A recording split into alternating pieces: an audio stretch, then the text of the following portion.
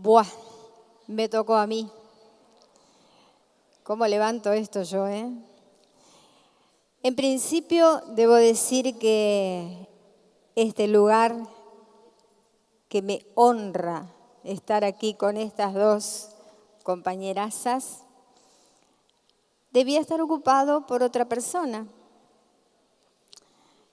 Porque todos ustedes que han leído los programas de este cuarto congreso de la educación de ACMER, habrán escuchado, habrán visto, habrán leído, que esta comisión tenía estas dos miembros hermosísimas que están aquí al lado mío. Y tenía que estar aquí don Rogelio de Leonardis, ¿sí? Claramente yo no soy Rogelio, ya se dieron cuenta. Y por lo tanto este lugar que yo estoy ocupando lo debo ocupar reemplazando a este prócer de nuestro sindicato. Y porque él no pudo estar, también le vamos a dar un aplauso a don Rogelio.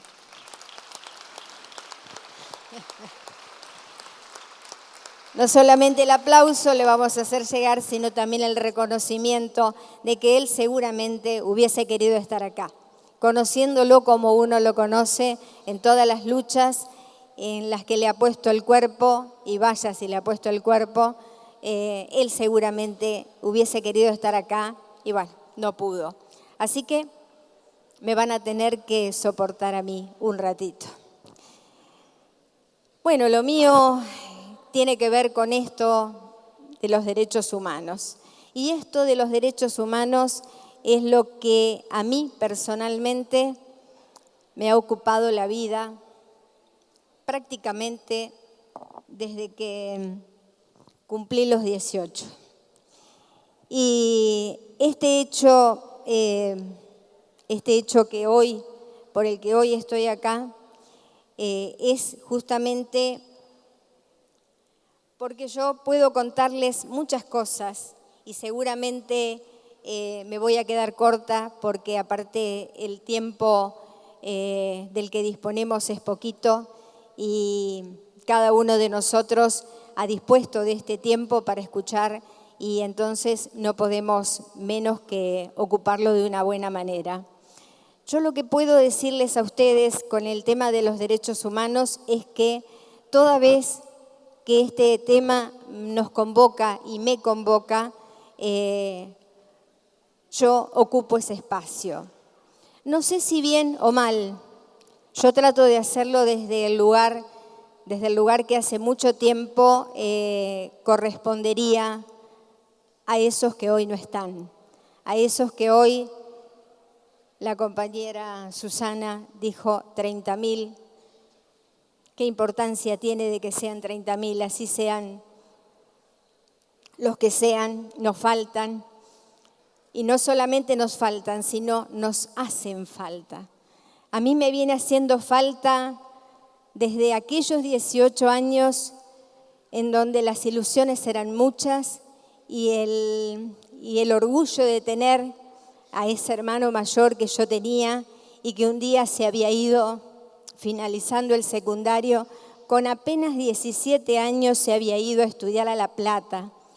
Ese hermano mayor que era, por supuesto, la guía y el orgullo de la familia, porque era un tipo bueno, porque era un tipo noble, porque se las había arreglado para inclusive seguir sus estudios cuando la salud medio le flaqueaba con su asma a cuestas, con esa cuestión de ser el chueco que jugaba al fútbol, de ser el gurí que cualquiera del vecindario lo conocía como el hijo de los Garnier, de esa familia que todavía al día de hoy dicen la familia Garnier como si fuese gran cosa. Fuimos una familia más, somos una familia más a la que hoy le falta ese integrante.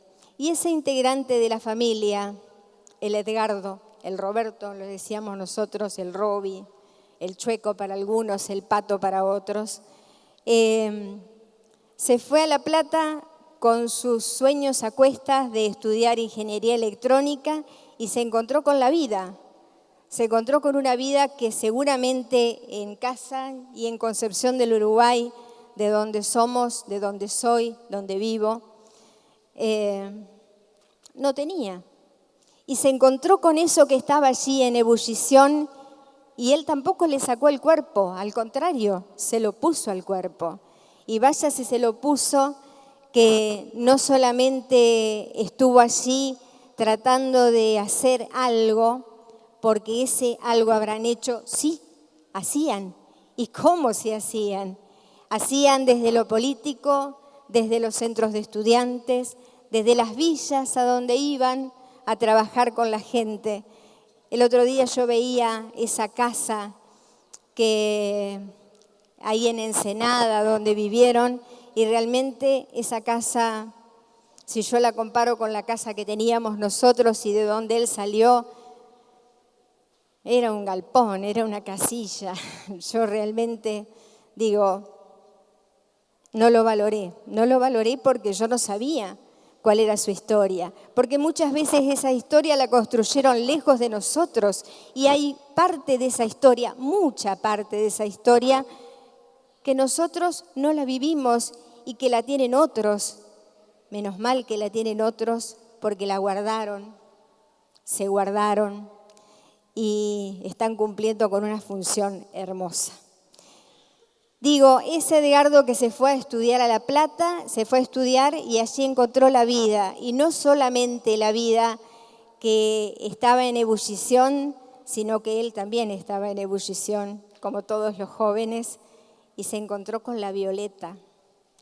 Esa Violeta que apenas era un año más grande que él y que era una mujer muy dulce, pero una mujer también comprometida y golpeada por la vida, porque Violeta Graciela Ortolani, que es mi cuñada, mi hermana, la mamá de Adriana, había quedado huérfana siendo muy chiquita, entonces para ella tampoco le fue fácil la vida, imagínense. Criada por sus tíos y también con una historia que la llevó a encontrarse con este otro. Ese otro que era un gurí divino. ¿Qué voy a decir yo si era mi hermano, no? Pero bueno, a ver. Entonces desde ese momento mi historia cambió. Y cuando me toca encontrarme con los chicos que nos preguntan, ¿y ustedes cómo supieron de la desaparición? ¿Cómo se enteraron? Y yo les contesto, no nos enteramos. Simplemente dejamos de recibir las cartas que periódicamente nos mandaban. Esas cartas que eran pedacitos de su vida, porque a veces él escribía para contarnos cosas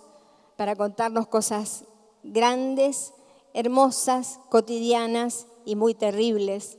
Cuando nos contó en una carta que habían asesinado al Chilo Zaragoza, por ejemplo.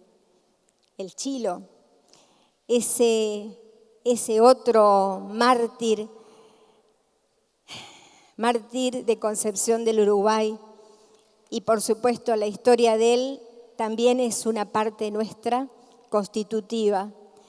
Entonces digo, cuando nos decían, bueno, ¿cómo nos habíamos enterado? Y bueno, no nos habíamos enterado, simplemente dejamos de recibir sus cartas. Y bueno, y un día, cuando ya todo esto era sabido, cuando supimos que los habían secuestrado, no sabíamos muy bien cómo ni cuándo, porque no tenemos una fecha certera, fue allí que, juntando los pedazos de la familia, porque ya mi papá no estaba, porque mi papá era una persona que adoraba a su hijo y que nunca pudo explicarse qué había pasado con él, por qué había desaparecido, por qué lo habían secuestrado, por qué lo habían asesinado tal vez. Entonces nos encontramos con ese pedacito de familia que éramos mi mamá y yo, mi mamá, la Chola, Blanquita, como le dicen algunos, y hablando con gente y charlando con los compañeros de la APDH donde trabajábamos, y aquí está el Cacho, divino Cacho, con que nos encontramos allí con Malisa, con la doctora Síñez, con todos ellos, que fueron el apoyo nuestro. Nos dijimos, bueno, vamos a ver qué es lo que hacemos con todo esto. Y nos relacionamos, empezamos a trabajar desde Concepción del Uruguay, con la gente que estaba trabajando en esto, con los de la APDH, y empezamos a formar lo que después fue la Asociación de Familiares y Detenidos por Razones Políticas. Y un día nos enteramos de que había maneras, o por lo menos se estaba gestando algo, como para poder encontrar qué había pasado con ellos desde los datos genéticos. Y nos relacionamos con la gente de madres y los relacionamos con la gente de abuelas, que para mí son mi sostén de todos los días, la referencia ineludible. Y nos sugirieron que para poder dejar nuestros datos genéticos y en algún momento hacer algo con ellos, no se sabía muy bien qué, teníamos que ir al Hospital Durán a hacernos análisis de sangre para conformar algo que nos habían dicho que era un banco de datos genéticos. Y así nos vamos a un colectivo en la terminal y bajamos en Capital y llegamos al Hospital Durán. Y ahí comienza la historia, una historia de poder hacer algo concreto y poder empezar a buscar por algún lado, tirar desde algún lado. Eso fue el embrión de muchas historias, porque a partir de allí nos empezamos a relacionar con madres, dije, y con abuelas. ¿Y por qué? Porque allí contamos que Violeta, cuando desapareció, cuando la levantaron de la calle, cuando estaba haciendo los mandados, algo tan sencillo y simple, estaba embarazada de 8 meses. Imagínense ustedes una mujer secuestrada, embarazada, con 8 meses de gestación, con esa panza de 8 meses, por supuesto que en algún lugar habría dado a luz. No me quiero imaginar siquiera en el cuerpo de Violeta cómo debe haber sido eso. Pero bueno, charlamos con las abuelas y fíjense lo que son las cosas. Yo me entero cuando, charlando ya con Adriana en casa de abuelas, me entero que el caso nuestro fue una de las primeras familias que hicimos todo este tema. Primero en el Banco de Datos Genéticos del Hospital Durán y después con los compañeros que formaron la CONADI, la Comisión Nacional de Identidad. Todos estos organismos de los cuales yo estoy mencionando así, abuelo de pájaro, son los que nos han sostenido durante todos estos años, porque a veces uno piensa, ¿cómo hicimos para seguir? ¿Cómo hicimos para vivir todos estos años? Era esa ilusión que teníamos, ilusión de vivir una vida, ya sabiendo que eternamente nos va a faltar un cacho de nuestra familia, una parte nuestra constitutiva. Pero bueno, me vengo mucho más acá. Y a veces las coincidencias en la vida no son tan coincidencias. A veces la vida nos pone en lugares y a veces uno sabe cómo manejar la pelota y hacer un gol y otras veces simplemente la maneja. Y aquí lo veo al Ale, el Ale que tiene que ver muchísimo con la historia que estoy contándoles. El Ale Bernasconi, que algún día me encontró en una esquina y me dijo, ¿me prestás tu nombre para ponerlo en una lista y ser representantes de ACMER en el consejo? Yo no sabía ni qué era eso, nunca había entrado al Consejo de Educación, Nunca había tenido oportunidad de hacer un reclamo en el consejo, pero resulta que estaba en un sindicato y mi sindicato me estaba pidiendo el nombre. Qué cosa tan sencilla, ¿no? Y yo le dije, bueno, confiaba en él, confío en él, confío, sigo confiando eternamente, son mis hermanos, ¿cómo no voy a confiar? Y así fue que llegué y me encontré con... No, yo no las quiero hacer llorar, che, la historia no es para llorar, es porque es una historia linda y quiero compartirla con ustedes porque son mi familia, además. Siempre los he sentido así, a todos mis compañeros del sindicato. Y así me encontré con los compañeros que estaban allí en el consejo, y en ese consejo, en ese tribunal de calificaciones y disciplinas, me encontré con Lucy Caire, era vocal del consejo. Mirá la coincidencia, la Lucy es una de las fotos de Germano, que se está casando. Ella casándose con el cura que las está casando, y la otra foto solita, con la misma cara que yo la encontré en el consejo. Y ahí empezamos una historia, una nueva historia, en donde yo siempre les he contado a todos cuál era mi historia de vida, porque esta es mi historia, una parte muy grande de mi historia. Si bien tengo la mía personal, pero de esta también es una parte. Entonces, en este consejo me encontré con la Loli, nada menos que con Loli Omar, nada menos, que estaba allí y que era nuestra guía. Y fíjense lo que son las historias de vida. Después, ese mismo lugar fue ocupado por Susana. Y yo seguía allí, seguía construyendo de a poquito todo esto. Y un buen día, estando en ACMER,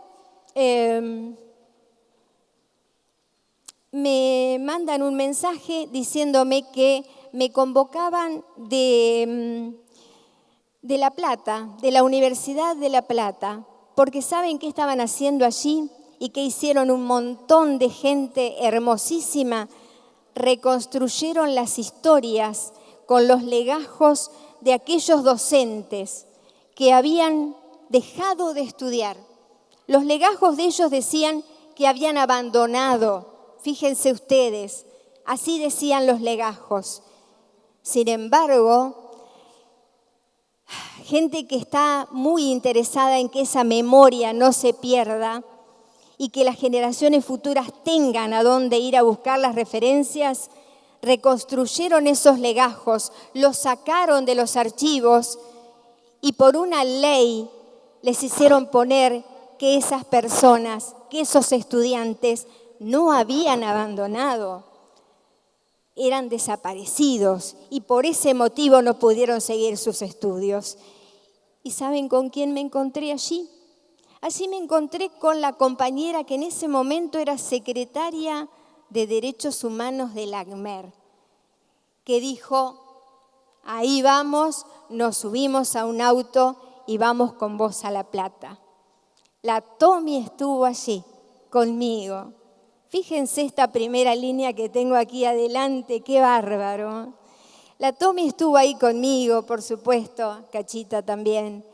Y ahí fuimos a La Plata y ahí nos encontramos con los compañeros que habían sido compañeros de mi hermano, que ya habían plantado árboles, que ya han puesto placas. Ojo, placas digo, placas que muchas veces se han puesto, se han roto y que por más que las rompan, mil veces las vamos a reconstruir. Y si no las reconstruimos con nuestras manos, ya vamos a encontrar las manos que nos ayuden a reconstruirlas.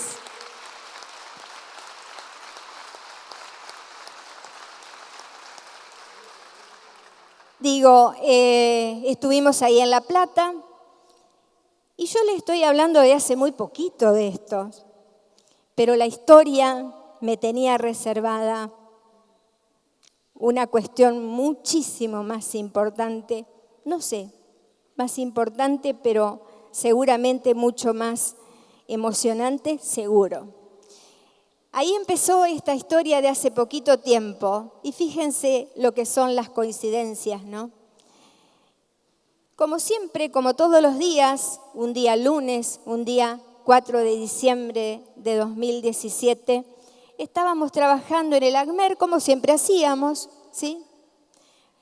Salíamos del consejo y nos íbamos a trabajar al ACMER, a charlar, bueno, a componer un pedazo del día que nos faltaba. Y ahí un llamado telefónico, el celular, este celular me avisa que mi mamá me estaba llamando y yo digo, uy, pucha, me está llamando. Y cuando ella me llama es por algo y como mi mamá ya es una mujer mayor, tiene sus 88 años, y me dice con voz temblorosa, yo no sé, recién recibí un llamado telefónico, me llamó Estela. Por supuesto que yo lo primero que dije, ¿qué Estela? ¿Qué Estela? Me dice, Estela de Carlotto. ¿Y para qué te llamó, mamá? Porque dice que encontramos a nuestra nieta. ¿Cómo? Y sí, algo así me dijo, muy bien no le entendí. Y por supuesto, ahí salí y estaba la Tommy otra vez. Por favor, busca el teléfono de abuela, si no entendían nada, no entendían absolutamente nada. Y bueno, y ahí empieza esto tan luminoso que felizmente puedo compartir con todos ustedes. Esta historia que hoy tiene nombre y que ya lleva el apellido que nunca debió de dejar tener.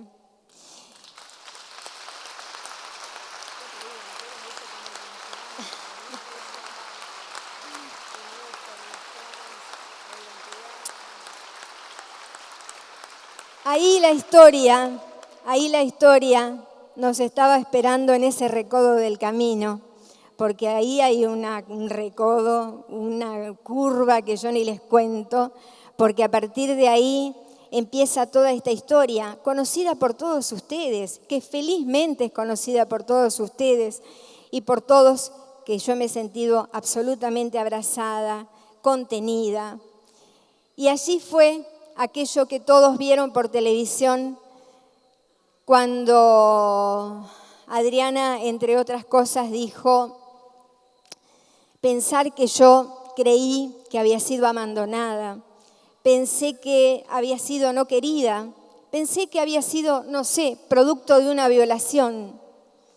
Y me preguntaba por qué me tocó esto a mí. Y sin embargo, la historia era otra, tan diferente. No solamente que no había sido abandonada, sino que había sido querida, que había sido buscada por las dos familias, porque esto también tengo que decirlo. La familia de Violeta, con todos los condicionantes de unas personas mayores que fueron los tíos que la criaron y nosotros la estuvimos buscando. Durante 40 años la estuvimos buscando y vayan si han tenido buen resultado estos 40 años. Y esto se lo debemos al Banco de Datos Genéticos del Durán. Se lo estamos debiendo también al Banco Genético de Datos hoy que trabaja con la CONADI. Y bueno, la historia es conocida, la historia ya es conocida y yo lo único que les puedo decir es que de a pedacitos vamos armando esto cotidiano, esto de no habernos conocido antes, pero saber que muchas de las cosas de ella son tan parecidas a las nuestras. De hecho, empezando por su carita, su cara, que es muy parecida a la de mi hermano. Ella se compara con su papá, con su mamá y se encuentra cosas de los dos. Así que bueno, esto es lo que yo tengo para contar. Y ojo, digo, esto es una hermosísima historia, lo cual no quiere decir que no esté atravesada por otras historias muy dolorosas, por otros nombres de hermanos que todavía están buscando a sus nietos y nosotros, por ejemplo, estamos buscando recuperar, aunque sea los huesos de nuestros queridos hermanos, porque de esa manera no solamente vamos a tener esta coronación de tenerla a Adriana con nosotros, sino de poder cerrar ese duelo que todos necesitamos, que tantas veces he hablado con Susana. Yo decía, esto es un cierre, esto tiene que tener en algún momento un cierre. Pero digo, esta historia está atravesada por otras cuestiones y esto de tener que ir a sostener todos los días este negacionismo que nos está imponiendo este gobierno, esta necesidad de ir a aclarar que, y ustedes cómo saben que son 30.000 y que no fueron otros. Y bueno, y constantemente el reconocimiento de todos los organismos de derechos humanos, todos, absolutamente, desde la PDH a la Comisión Memoria, Verdad y Justicia de Concepción del Uruguay, pero de todos los lugares, a las madres, por supuesto, a las abuelas, a las cuales le voy a deber eternamente todo esto. Mi mamá es madre de Plaza de Mayo, es abuela de Plaza de Mayo, tiene un reconocimiento dado, ¿saben cuándo? Cuando se festejó el último 25 de mayo que festejamos con una fiesta. En ese momento les entregaron una pirámide de Mayo que tiene el nombre de cada una de las madres y que mi mamá tiene y que lo atesora como uno de sus trofeos. Y como siempre digo, cumpliendo en estos lugares con la responsabilidad que nos delegaron y que todos los días la asumimos. Y acordándonos de cada uno de estos pedazos de historia y acordándome también de las historias que me unían con mi hermano y que en algún momento él traía los discos que la dictadura después prohibió. Recordamos esto porque hoy lo dijeron, no solamente los desaparecidos, que por supuesto, como dijo aquel dictador que murió y que tal vez en algún momento se haya podido arrepentir, no lo sé. Dijo, son desaparecidos, no están en ningún lado. Sí. Murió en el baño de una cárcel, sí, una cárcel común, felizmente, que pedimos para todos los demás, cárcel común.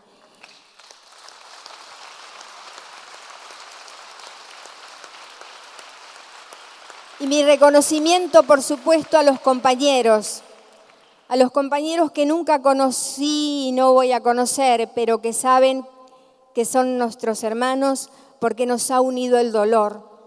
Porque miren que si hay cosas que unen, una de ellas es el dolor y la lucha permanente y el saber que vamos a seguir eternamente con esto. Pero yo decía, uno de los discos que mi hermano trajo a mi casa fue el disco de Mercedes Sosa con canciones de Violeta Parra, de La Violeta. Fíjense cómo a veces las historias se van uniendo y en ese disco hay una canción que se llama La Carta, justamente. Y Violeta decía, con la voz de la Negra Sosa, me mandaron una carta por el correo temprano. En esa carta me dicen que cayó preso mi hermano. La carta dice Roberto. Fíjense, hasta el nombre.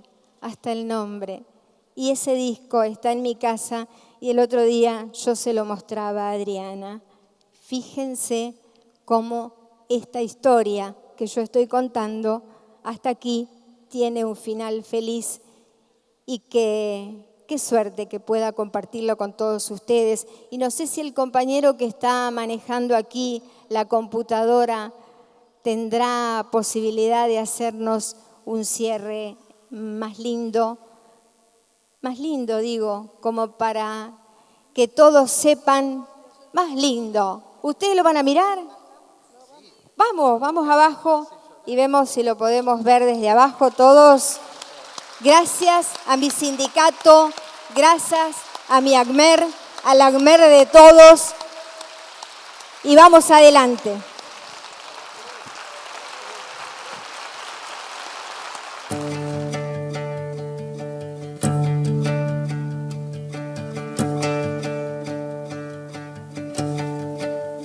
Abuelas de Plaza de Mayo, anunciamos con enorme felicidad el encuentro de una nueva nieta, la hija de Violeta Graciela Ortolani y Edgardo Roberto Bernier, nacida en enero de 1977 durante el cautiverio de su madre. Ella podrá conocer a su abuela paterna, Blanca Díaz de Garnier, que vive en Concepción del Uruguay, donde nació su padre, y podrá charlar con sus familiares paternos y maternos, con los compañeros de militancia de sus padres, que ya le están acompañando para abrazarla en la verdad. Cuida de mis labios, cuida de mi risa, llévame en tus brazos, llévame sin prisa. No maltrates nunca mi fragilidad, pisaré la tierra que tú pisas, pisaré la tierra que tú pisas. ¿Adriana? Hola, sí, acá estoy. Hola, Reinaldo 7K, se te saluda en Radio Hola, Con Vos. ¿cómo estás? ¿Podés ¿Cómo saludar a tu abuela también? Sí, ya hablamos con ella, sí, falta conocernos todavía. Hola, ¿Cómo estás? Hola, hola, abuela.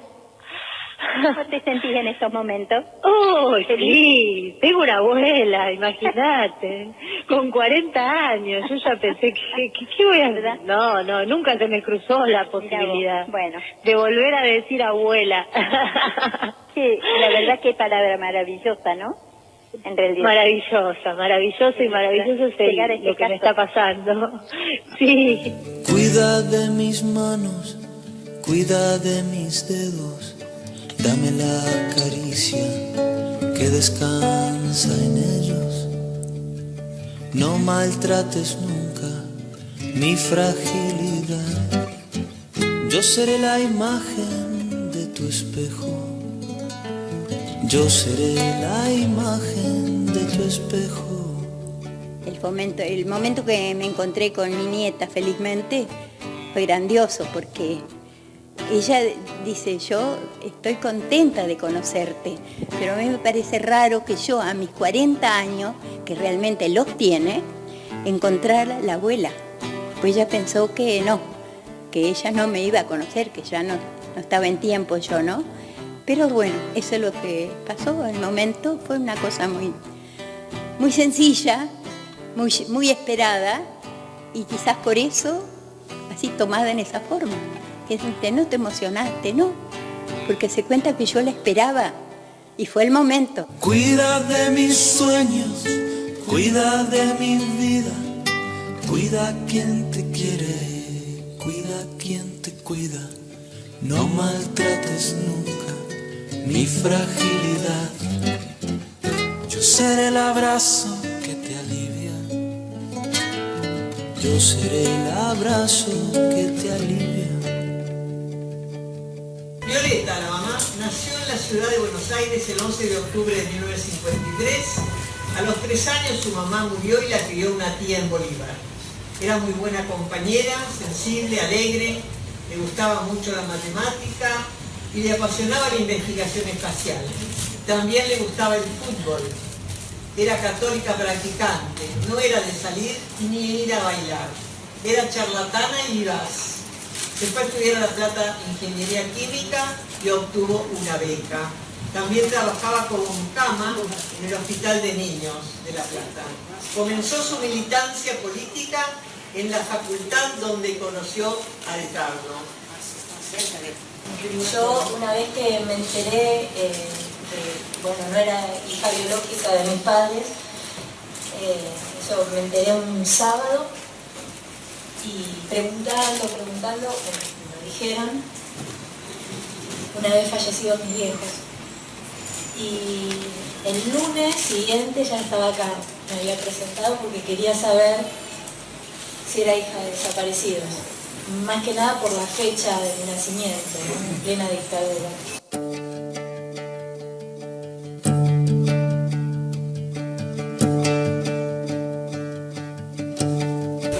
Edgardo nació el 7 de agosto de 1955 en Concepción del Uruguay, provincia de Entre Ríos. Ya de niño era muy ingenioso.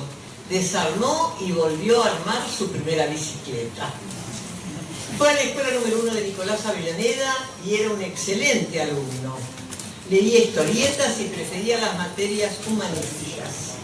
Era hincha de Independiente. Le interesaba mucho todo lo relacionado con la conquista del espacio. Era juicioso y callado. Se mudó a la ciudad de La Plata para estudiar ingeniería electromecánica. La pareja militó en el FAEP. Edgardo también militó en la JP y Violeta en la JUP. Luego ambos formaron parte de Montoneros. Sus compañeros lo llamaban la Viole y a él la vieja Bordolino o el viejo. Durante sus estudios y militancia, Edgardo y Violeta vivieron en Ensenada, en la misma casa que otros compañeros estudiantes de ingeniería, entre ellos Marita Ayub y Rafael Cayel, también desaparecidos junto con su hijo, a quien seguimos buscando. En esa casa habían puesto un taller de reparaciones eléctricas que se llamaba El Pollo Eléctrico. Y en el fondo tenían una huerta. Violeta y Edgardo se casaron el 7 de agosto de 1976 en una sencilla ceremonia religiosa realizada en Bolívar. Ella estaba embarazada de 3 meses. La pareja pensaba llamar a su bebé Vanessa si era una nena, Marcos o Enrique si era un varón.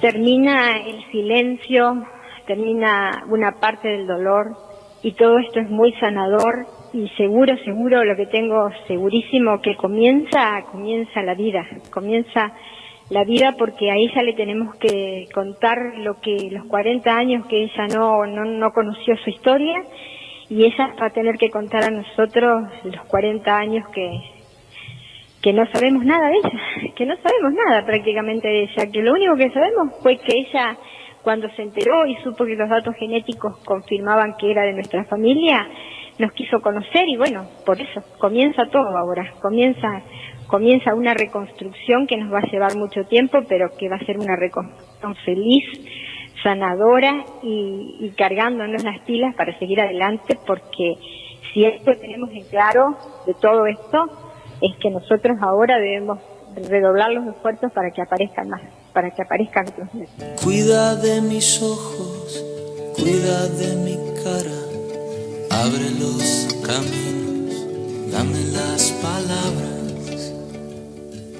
No maltrates nunca mi fragilidad. Soy la fortaleza de mañana. Soy la fortaleza de mañana. Violeta fue secuestrada el 14 de diciembre de 1976 en el barrio La Granja de La Plata con un embarazo de 8 meses. Desde entonces, Edgardo buscó por cielo y tierra a su mujer y luego regresó a su pueblo en Entre Ríos. Cerca de la fecha del probable parto, emprendió nuevamente la búsqueda. Se despidió diciendo que iba a buscar a su hijo y al poco tiempo, el 8 de febrero de 1977 en La Plata, él también fue secuestrado. Desde entonces su familia continuó la búsqueda y fue una de las primeras en hacer la denuncia en Abuelas de Plaza de Mayo, pero nunca se obtuvo ningún dato fehaciente y concreto sobre la pareja ni sobre la niña o niño que debió nacer en cautiverio.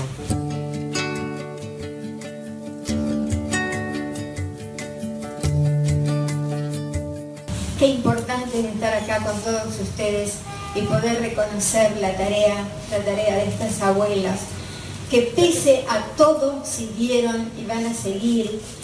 Y creo que la gran responsabilidad de todos nosotros, es saber que mientras nosotros estemos, ellas van a estar. Y también ellos están acá. Sin duda que están acá. Están las fotos de ellos. Está la prueba de que existieron ellos. Y que existieron más allá del odio. Porque ellos pudieron dejarnos esto, pudieron causarnos todas estas lágrimas que yo les puedo asegurar que son muchísimas y que son de enorme alegría.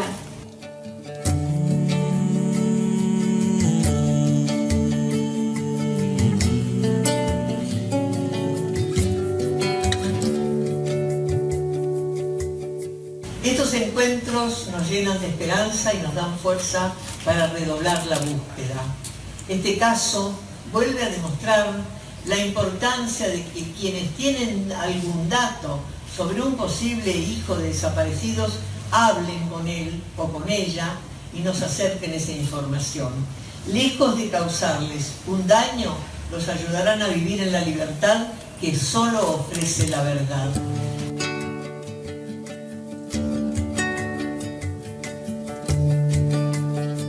Esto nos tiene que cargar las pilas para seguir adelante y seguir reforzando esto y sobre todo respaldándolas a las abuelas, sobre todo eso, respaldando todo este tiempo que ellas han estado trabajando y ahora a pesar de todo lo siguen haciendo. Entonces nosotros tenemos la enorme responsabilidad de ser nosotros ahora quien las cuidemos y quien las respaldemos y esto debe ser el combustible para seguir adelante. Cuida de mis sueños, cuida de mi vida. Quien te quiere, cuida quien te cuida. No maltrates nunca mi fragilidad. Yo seré el abrazo que te alivia. Yo seré el abrazo que te alivia. No maltrates nunca mi fragilidad. Yo seré el abrazo que te alivia.